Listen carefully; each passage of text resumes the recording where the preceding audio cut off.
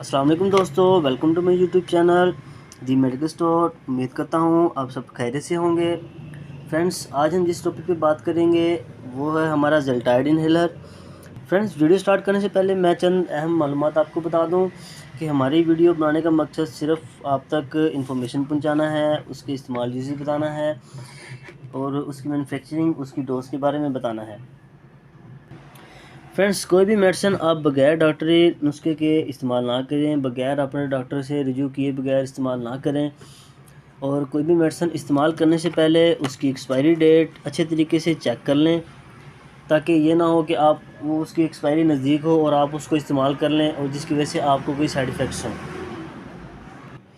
इसके अलावा फ्रेंड्स, अगर आपने अभी तक हमारा यूट्यूब चैनल सब्सक्राइब नहीं किया तो प्लीज़ उसको सब्सक्राइब कर दें। तो जैसे कि फ्रेंड्स, आपको पता है कि सर्दियों का मौसम है, दमा के मरीज़ों के लिए बहुत मुश्किल होती है और लंग्स के मरीज़ों के लिए बहुत मुश्किल होती है इस 3 दिनों में, क्योंकि उनको दमा का मसला होता है और सांस बार बार फूलता है, खांसी आती है।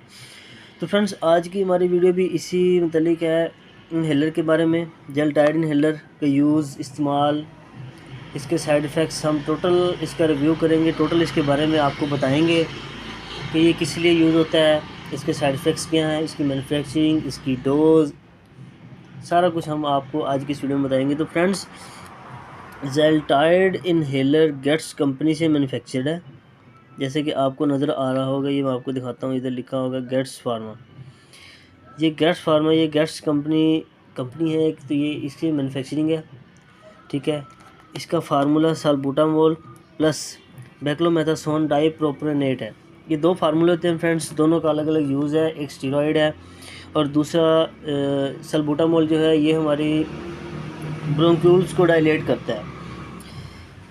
फ्रेंड्स, इसके 200 यूनिट होते हैं, मतलब कि अगर आप एक पफ करते हैं तो ये 1 यूनिट होता है, ये 200 यूनिट होते हैं फ्रेंड्स। इसको दमे के मरीज़ के अलावा कोई इस्तेमाल ना करें। साल्बुटामोल फ्रेंड्स, हमारे लंग्स के अंदर जो ब्रोंक्यूल्स होती हैं उनमें म्यूकस जमा हो जाता है, जिसके लिए साल्बुटामोल इस्तेमाल होता है।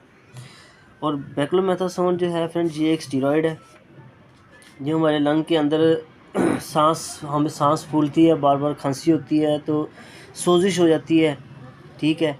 ये उस सोजिश को ख़त्म करने के लिए इस्तेमाल होता है। तो इन दोनों फार्मूलों की आपको समझ आ गई होगी। इसके यूज़ के बारे में मैं आपको बताता चलूँ। एक बीमारी होती है COPD, chronic obstructive pulmonary disease. ये इस बीमारी में इस्तेमाल होता है। इस बीमारी में लंग्स के अंदर सोजिश आ जाती है, म्यूकस जमा हो जाती है, जिसकी वजह से हमें बार बार खांसी आती है, बार बार सांस फूलता है। इसीलिए ये ज़ेल्टाइड इन्हेलर इस्तेमाल होता है। ज़ेल्टाइड इन्हेलर ज़्यादातर सर्दियों के मौसम में, दमा जिसको ज़्यादा हो, खासकर कटाई का मौसम हो, डस्ट एलर्जी किसी को हो जाती है, तो ये इसीलिए इस्तेमाल किया जाता है ताकि मरीज़ को जिस तरह भी उसको शायद किसी एनिमल से एलर्जी हो, किसी सर्दी की वजह से हो जाए, डस्ट की वजह से हो जाए, मतलब किसी की वजह से उसको उसका सांस फूलना शुरू हो, उसके दमे का इशू हो, उसको अस्थमा का मसला हो, तो उसमें साल्बुटामोल प्लस बेक्लोमेथासोन डाइप्रोपियोनेट, मतलब ज़ेल्टाइड इन्हेलर, उसको इस्तेमाल किया जाता है।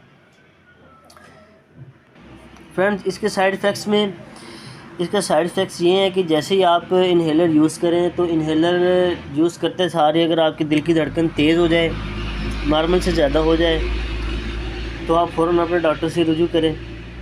अगर ये इन्हेलर यूज़ करते सार आपको शिवरिंग स्टार्ट हो जाए, मतलब कि आपका जिस्म कांपना शुरू हो जाए, तो फ़ौरन आप अपने डॉक्टर से रुजू करें।